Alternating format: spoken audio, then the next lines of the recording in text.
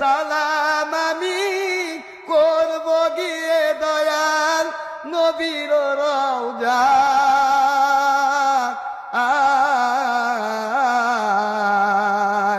মনে বড় আশা ছিল যাব মদিনায় আরব সাগর পাড়ি দিব নাই গো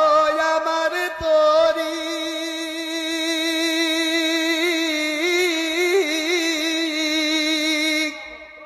পাখি নই গৌরে যাব ডানাতে বর করি আরব সাগর পাড়ি দিব নাই গো আমার তরি পাখি নই গৌ